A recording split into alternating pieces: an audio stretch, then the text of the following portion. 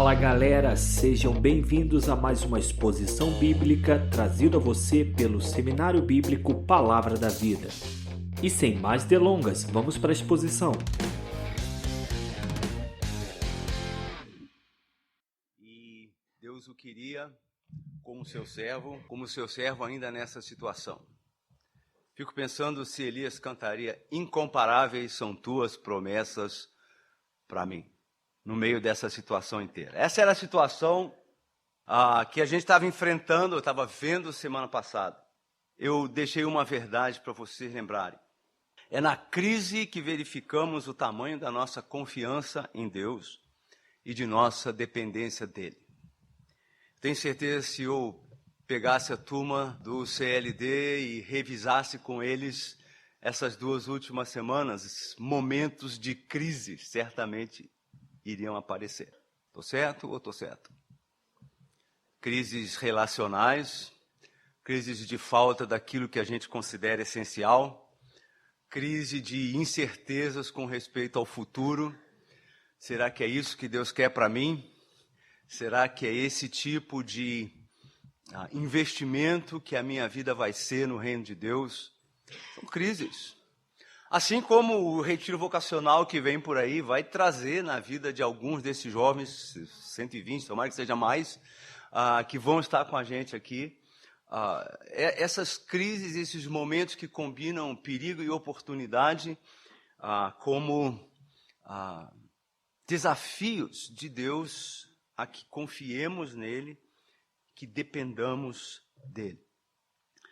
No capítulo seguinte da vida de Elias, nós vamos encontrá-lo lidando com o establishment religioso. Ele vai bater de frente com uma turma que já estava estabelecida lá, um sistema religioso inteirinho, sustentado pelo governo, pago com os impostos do pessoal, desafiando aquela população que fazia séculos ficava de um lado para o outro. E só quando as coisas iam realmente muito bem, quando tinha um Davi no trono, quando tinha um Salomão no trono, antes dos seus desvarios matrimoniais, lá com aquelas mulheres todas, o povo se voltava para Deus. Mas nós estamos chegando aqui no fim, no fundo de mais uma dessas ladeiras que Israel enfrentava, desde que a nação havia se separado, se dividido em 2. E Elias vai chegar no capítulo 18 fazendo um desafio à vontade dessa população. Ele vai botar o povo contra a parede, num certo sentido, e dizer basicamente isso: vocês não podem adorar ao Deus de Israel, mas ter uma estatuazinha de Baal na sua gaveta, lá na escrivaninha. Você não pode ter um coração sincero para com Deus se você está escondendo um Deus reserva na sua gaveta. Ele vai usar uma frase estranha: até quando cocheareis entre 2 pensamentos? Até onde vocês vão ficar mancando, sem colocar as 2 pernas de uma vez numa canoa só? Nós diríamos aqui no Brasil. É impossível no mundo espiritual andar com um pé em cada canoa. E onde a gente tenta fazer isso, quem passa bem é o jacaré. Porque a gente não vai conseguir dividir realmente a nossa lealdade. A lealdade de Deus não se divide. No mundo espiritual não pode haver essa lealdade dividida. Capítulo 18, versículo 21. Então Elias chegou a todo o povo, aqueles representativos do povo que estavam ali reunidos no Monte Carmelo, e disse: até quando cocheareis entre 2 pensamentos? Eles tinham acabado de ver o fracasso de Baal. Eles tinham acabado de ver iam ver aquela tentativa dos profetas de Baal de induzir o seu Deus a queimar aquele sacrifício. Tinham sido convocados ali para presenciar a batalha dos deuses. E aí ele chama os profetas de Baal e coloca diante deles a situação. É mais ou menos o seguinte: só eu fiquei dos profetas do Senhor. e os profetas de Baal são 450 homens. No capítulo seguinte, a gente descobre, no final desse capítulo, descobre que tinha outros 400 que estavam envolvidos com o culto à esposa de Baal. Então, era uma proporção ridícula, 1 contra 850. Era uma dificuldade enorme se essa luta se travasse apenas no plano humano, no plano natural. Era um desafio à fé de Israel, porque Baal era tido como o Deus da chuva, o Deus da tempestade, o Deus do fogo, o Deus da produtividade. Ele era polivalente. E Elias está chamando o povo e dizendo, aquilo em que vocês acreditam é uma mentira. Vocês precisam voltar ao Deus de seus pais. Vocês precisam reexaminar as Escrituras. Vocês precisam voltar para aquele que deu origem a vocês como nação. E então vem o desafio. O jogo no campo do adversário. Na verdade, a gente poderia dizer que isso é mais ou menos um jogo do time do seminário contra o Boca Juniors na Bomboneira com Maradona apitando o jogo. Era tudo contra Elias. Mas ele sabia em quem ele confiava. E ele desafia aqueles profetas, eles preparam um sacrifício e começam a pedir a Baal que os responda com fogo. Provavelmente com raio, com relâmpago, como a gente teve de sobra ontem à noite, né? Espero que um de vocês estivesse estudando na hora que a primeira tempestade caiu, principalmente quem vai fazer prova hoje. Mas o fato é que o desejo daquele pessoal que ficou lá orando e gritando, Baal, escuta-nos, Baal, escuta-nos. E Baal nada. Aí eles começam a tentar induzir Baal à ação. É a ideia da religião como mágica. Então você começa a se cortar, começa a se ferir. Quem sabe Baal vendo esse ato aí de MMA vai ficar empolgado e vai entrar em ação. Os caras sangrando já. E nada de Baal. Aí Elias faz um negócio que eu não recomendo que vocês façam. Ele começa a zombar. Mas essa zombaria tem um propósito. Ele não estava zombando por causa dos profetas. Ele estava zombando para que o povo percebesse mais claramente quão incapaz, quão impotente era esse falso Deus que eles estavam adorando. Elias zombava dele, versículo 27, ao meio-dia, dizendo, clamai em altas vozes, porque ele é Deus. Pode ser que esteja meditando, ou atendendo a necessidade, deu uma dor de barriga, ele foi no banheiro. Ou de viagem, ou a dormir e despertará. Na verdade, ele estava pegando um pouquinho da mitologia cananita e aplicando isso para provar para aqueles indivíduos que eles estavam errados. E para o povo especialmente. Baal tinha as suas atividades, e uma delas era dormir. Aí quando a gente vê o salmo que diz, é certo que não dormita, não cochila, nem dorme o guarda de Israel, ganha uma conotação diferente. Porque os deuses dormiam, os deuses saíam de viagem, os deuses penduravam uma plaquinha na porta do escritório e diziam, estou de férias, fui pescar. Mas o Deus de Israel não tira férias. Não precisa de férias. Esse contraste que Elias estava querendo pintar na mente dos seus circunstantes ali, pessoas que estavam em volta dele. Por isso, ele zombava dos profetas de Baal. Eles clamavam em altas vozes, retalhavam com facas, lancetas, segundo o seu costume. Passado o meio-dia, profetizaram eles. Tem que explicar esse verbo, profetizaram aí, né? Eles estavam agindo como um profeta age, estavam buscando algum tipo de transe, de visão. Mas nada, nem por visão, nem por voz, nem por som, e nem por fogo, muito menos por fogo. E também não por chuva. Então Elias convoca o povo e coloca o povo mais ainda contra a parede. Ele diz assim, armou a lenha, versículo 33, dividiu o novilho em pedaços, pô-lo sobre a lenha e disse, enchei de água 4 cântaros e derramai sobre o holocausto e sobre a lenha. Vai dizer, epa, pera aí. 3 anos e meio sem chuva, onde é que ele foi arranjar água? Lá no fundo do mar, do Monte Carmelo, tem um mar chamado Grande Mar, nas Escrituras, Mar Mediterrâneo. Então jogaram água salgada que é para temperar o churrasco. Não sei quem foi que fez o tarefão de descer o monte e depois subir com os cântaros de água. Mas alguém foi lá e pegou a água e derramou sobre o holocausto e a lenha. E ele mandou segunda vez e terceira vez. Espero que tivesse uma rotação no tarefão lá de Elias. De maneira que a água corria ao redor do altar. Ele encheu também de água o rego. E aí, mais ou menos às 3 horas da tarde, o profeta chega diante daquele sacrifício encharcado, daquele altar, daquela lenha molhada e clama a Deus. E olha como ele começa. Ó Senhor, versículo 36, Deus de Abraão, de Isaque e de Israel, isto é, Jacó. Fique hoje sabido que tu és Deus em Israel, não Baal, não esse fracassado que está aqui do lado. E que eu sou teu servo e que segundo a tua palavra fiz todas estas coisas. Impressionante quando Elias vai ministrar diretamente ao povo, como ele chama a glória toda para Deus. Ele é apenas um servo. Ele está apenas obedecendo a Deus. Ele está correndo um risco de fé em nome de Deus.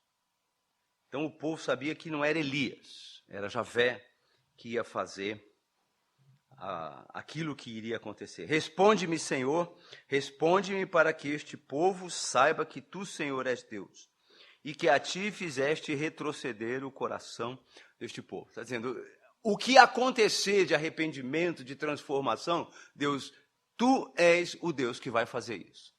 Não é a eloquência de Elias, não é a empolgação de Elias, não é nem mesmo a fé que Elias tem em Deus, é Deus que vai fazer isso. Então caiu o fogo do Senhor e consumiu o holocausto e a lenha e as pedras e a terra e ainda lambeu a água que estava no rego em volta do altar. Eu não sei se tem um momento mais dramático em todo o livro de Reis do que esse aqui. Porque Deus estava dando uma prova clara para um povo duro de coração, para um povo constante na sua apostasia, que ele era o Deus verdadeiro. Fogo, relâmpago, qualquer que tenha sido essa demonstração, foi alguma coisa totalmente sobrenatural. Porque não tinha nuvem no céu, pessoal. As nuvens só vão aparecer no final do capítulo. Aqui estava aquele céuzão azul, bonito, anunciando mais um dia de seca. E de repente... Por que Elias molhou a lenha? Para evitar que houvesse qualquer confusão na mente daqueles que estavam à sua volta com respeito ao tipo de poder que havia produzido aquilo. Não é um fogo que ele conjurou lá com algum tipo de pozinho que ele jogou ali. Queimou. Muito tempo atrás eu ouvi uma frase que marcou a minha vida e continua marcando hoje. Um Deus que não queima madeira molhada não serve para nada. Madeira seca qualquer Deus queima. Madeira molhada tem que ser o Deus verdadeiro. E você vai chegar em situações na sua vida, mesmo como nós temos passado nesse último ano, e mesmo como escola temos passado nesses últimos 6 meses, em que você vai ver muita madeira molhada para queimar. E você não tem nem um fosfrinho pequenininho para acender o fogo. Aí você vai ter que confiar em Deus. Pode ser uma questão de saúde, como foi o meu caso. Pode ser a dificuldade de entrar nos sapatos de uma pessoa que é mais experiente, mais idosa, mais velha, como é o caso do Helder. Um Deus que não queima madeira molhada não serve para nada. Você, quartanista, está se preparando para sair para o estágio e tudo que você vê na sua frente é uma terra seca. Não tem um tutor, não tem onde morar, não tem uma igreja, não tem um programa para o qual você vá se dedicar durante aquele período. Você não sabe sobre o que você vai escrever o seu TCC, não sabe quem vai ser o seu tutor. Quer um pouquinho mais de água aí na sua madeira? Você, pessoal do CLD, já é setembro, moçada. Daqui mais 3 meses, acabou a festa. Aí você tem que pensar, qual vai ser a minha realidade daqui para frente? Eu vou voltar para a minha igreja, mas a galera lá não está muito afim de Bíblia não, o pessoal lá gosta mesmo de shopping center, de maravilhas tecnológicas, de balada na sexta-feira de noite, no sábado de noite, no domingo de noite. E se sobrasse mais alguma noite, eles iam fazer também. Eu vou para lá para ser uma influência. Quer mais um pouco de água na sua madeira? Um Deus que não queima madeira molhada não serve para nada. Pois é, mas a história de Elias não se limita a isso não. Né? A gente pensa que alguma coisa diferente iria acontecer e vai. Se a vida de Elias estivesse sendo filmada por Hollywood, ia começar a chuva assim que o raio caísse. Mas a vida nem sempre é assim, não. A vida real é diferente de Hollywood. Primeiro, Elias avisa que vai chover. Ele dá o recado para quem era o causador maior daquela seca. Versículo 41, então disse Elias a Acabe, sobe, come e bebe, porque já se ouve ruído de abundante chuva. Esse cara tem uma audição de super-homem. Onde é que ele ouviu essa chuva?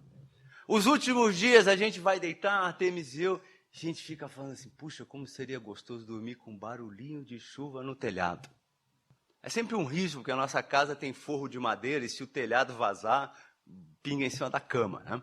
Mas a gente quer ouvir aquele barulhinho de chuva. A gente afina o ouvido assim e nada. Bom, a noite passada matou a saudade, né? Porque choveu a noite quase toda. Mas quando Elias avisa isso, não tem nenhuma nuvem no céu. Versículo 41. E subiu Acabe a comer e a beber. Esse cara só queria festa. Elias, porém, subiu ao cimo do Carmelo e, encurvado para a terra, meteu o rosto entre os joelhos. Ele se prostra para orar. Acho muito interessante essa postura de Elias. Diante do povo, ele estava lá invocando a presença e a ação de Deus. Mas quando ele chega diante do Senhor, ele não tem a arrogância de cobrar algo de Deus. Ele se prostra. Coloca o rosto entre os joelhos. E faz isso 7 vezes. Talvez para indicar a completude da sua entrega nessa oração que ele faz. E ele fala e manda o seu assistente, o seu estagiário, olhar para a banda do mar. Sobe e olha para o lado do mar. Ele subiu, olhou e disse, nada. Nada. 6 vezes. Quando ele voltou na 7ª vez, ele disse, eis que se levanta do mar uma nuvem pequena, como a palma da mão de um homem. Esse cara tinha uma visão também meio Clark Kentiana, não é verdade? Lá no finalzinho, lá no ocidente, no finalzinho do mar, lá onde o horizonte une o céu e a água, tinha uma pequena nuvem. Deus nem sempre vai responder com a tempestade imediata, pessoal. Ele vai dar uma nuvenzinha pequena.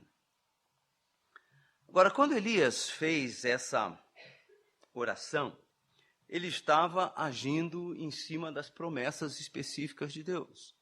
A ideia de que se o povo se voltasse para ele e se entregasse a ele, confiasse nele, ele voltaria a dar a chuva e ser benigno, benevolente para com, ou agir benevolentemente para com a nação.